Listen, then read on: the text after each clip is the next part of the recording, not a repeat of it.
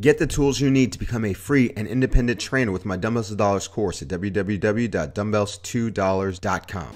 How you doing, everybody? Jonathan here, and in this video, your original Fit Boss is going to teach you how to excel as a part-time personal trainer or as somebody that trains as a side job. As I understand, a lot of people come to this channel because they're working in an industry where they're no longer happy and they want to make the transition over into personal training or group training, whatever the case may be, but they don't know how to do it. So in this video, I'm going to teach you how to do that successfully. But before I do, if you have not yet, make sure to subscribe to this channel, as this is going to be the best resource for you to see success in the fitness industry. And I'm always uploading new information, so to make sure that you don't miss out on any value, subscribe to this channel, and then of course click on the notification bell so that every time that I upload a video, you get access to it. And as always, if you find the information in this video helpful, please click on the like button below the video player, because every like that I get helps this channel. So I'm going to start off with a little bit of a story about myself. As most of you may or may not know, I used to work as a business banker for Chase, and it got to a point where I was just no longer happy, and then one day I just said enough. I quit, I left, I went back to working in a gym, and then eventually I quit the gym, started my own boot camp. 9-10 years later, I'm still doing it. I work 2-3 hours a day, love my job, love my life, everything's great. And you may think that that's the route that you want to take, but I was able to do this for a number of reasons. I was able to just quit because, number one, I was living at home with my parents. Number two, I was single. Number three, I didn't have any kids. That might not be the case for most of you. All right, so you're going to have to make the transition smartly. Now, one thing I did do before I quit working in the bank is moonlight. I was actually moonlighting as a trainer because I started off as a big box gym trainer, thought I wanted to work in corporate America, then left.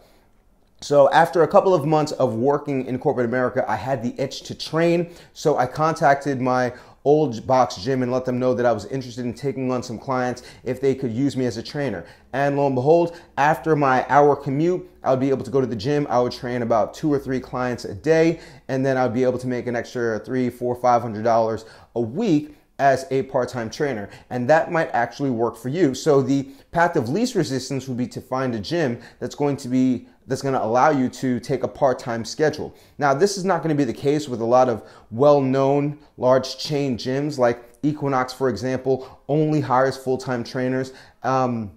Something like an LA Fitness, they may require a minimum amount of hours.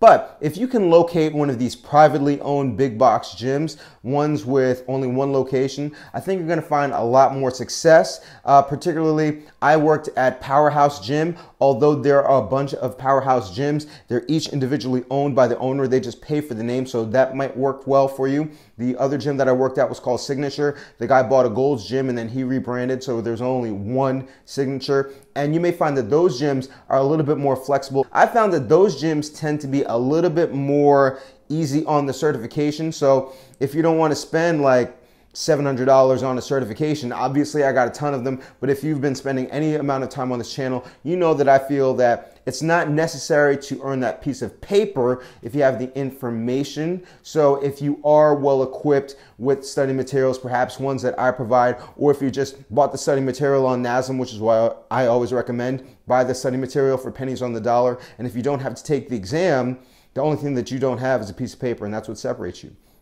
But essentially, you would have to do some research. You would have to find out what the gym wants, and then you'd have to be able to present yourself to the gym. If you're not good at prospecting and the whole interview process, I have another video on personal trainer job interview advice. I definitely recommend that you watch that video, as that's going to fill in some holes on exactly what you can do to get a job as a part-time trainer. And then if you're able to find the right fit, then it's not going to cost you any overhead. It may not cost you all the extra money of a certification, and it's going to give you an opportunity to get in front of people and then build your book of business, build your reputation. And the key to being successful in this industry is building a good reputation, having social proof with before and after pictures, and then just being able to do a good job. And then as you find that you're more successful, you may be able to lower your hours at your full-time job, increase your hours as a personal trainer, and then you're fine.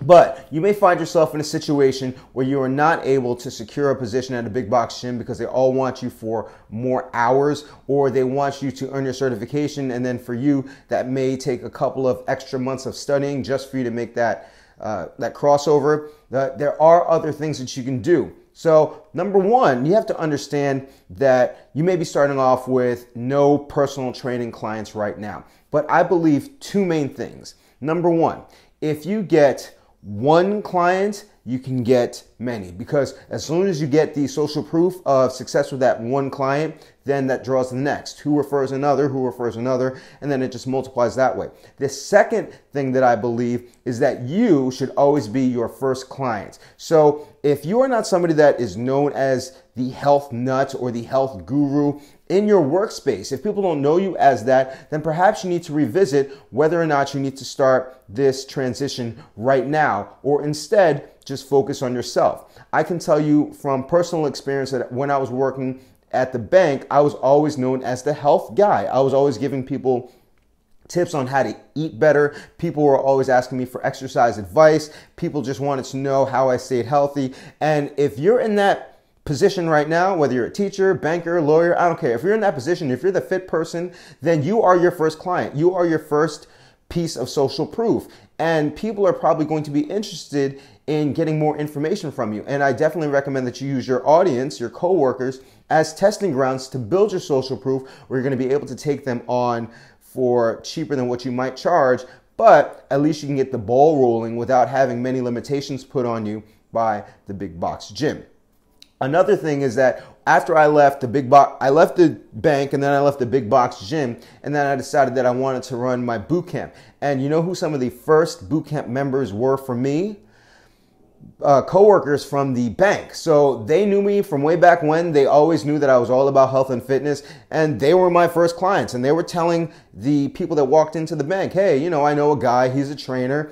And that's how I initially started. That's how I got good. That's how I built my book of business. That's how I got my experience. So number one, you can be your own first client. Number two, the coworkers in your workspace are your audience. And if they don't see you as a fitness guru, you need to develop yourself. You need to spend some time on you and then work on your own fitness. And then that's going to inspire people to say, you know what? I would work with a guy. Hey, can you give me some tips? Can you give me some pointers? Maybe you give a couple for free, and then you start to charge. Now, so we've covered the whole working in a big box gym. That might not work. We've covered the whole working with your coworkers. That may or may not work. The third option is something that I implemented with my own client. And so I have a client who started with me about a little bit over a year ago now. And essentially over the course of 10 months, she lost about 10% body fat. She lost a lot. She was like at 30%, that she got down to like 21%. And so she was documenting her progress all throughout this time, because she was starting to fall more and more in love with fitness. She was becoming her own client, even though she was really my client. But the funny thing happened when she told me that she wanted to work in fitness. And I said, you're getting so much engagement on Instagram and on Facebook.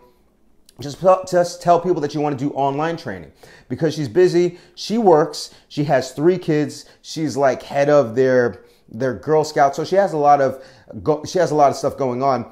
And she can't necessarily take the time out to do in-homes, or maybe she doesn't have the time to go to parks and then run a boot camp, or maybe she just doesn't want to spend all that extra money on equipment. So I just said do online training. And essentially, since people had been following her all that time on Instagram anyway, they already knew, like, and trusted her. She already built up her social proof with her own body. And then I just gave her a script to put on, and then we just created like a little photo grid explaining what she could offer. And then bam, now she's able to offer online training, where if you have the right system, and this is something that I teach, it doesn't take more than 20 minutes a week to service each online personal training client. So now you have all the information that you need to start to take a step out to involving yourself in the fitness industry. And I have a number of resources to make that easier. If you're looking for a job at a big box gym and it's going to require a certification, I definitely recommend that you check out my Dumbbells to Dollars Foundation course, as not only does it include study material on how to get your certification,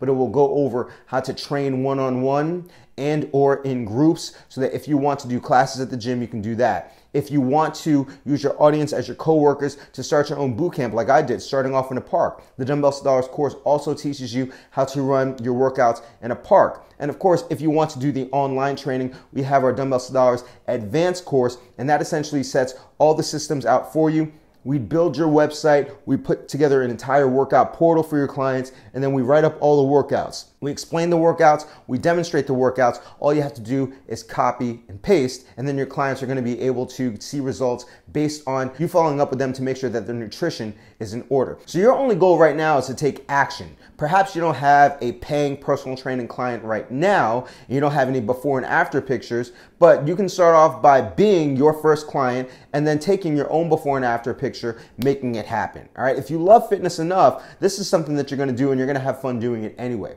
From there, be a resource to the people around you right now that aren't paying you, because that's essentially what being in this industry is, being a resource, and then people pay you. It doesn't go the other way around. And then finally, just choose the best option that works for you. If you have the option to work in a big box gym, go for it. If you want to try to run a boot camp, you can go for that too. If you want to do the online training, you can go for that too. And I'm absolutely willing to help you. The one thing that I want to encourage to you all is that if you're going to do this because you love fitness, not because you need the funds. There are tons of ways to make money on the side. I would say if you don't love fitness, just drive Uber. That's a very easy way to make money, and then you're not going to hurt anybody. But my goal is to elevate this industry and empower as many people as possible that are passionate about working in fitness, because we need good trainers out there that are actually going to look out for the clients, help people, and give the personal training industry a good name. So that's about it. I hope you found this video helpful. Remember, if you have any questions or comments, put them in the comment section below, because you know your comments are what fuel this channel. I'll see you next Wednesday, as long as you remember to eat healthy, hydrate, drive safe. Stress levels low, get rest. Don't slap anybody. You love your clients, say I love you back. I'll see y'all tomorrow or the next day, and you have a good one.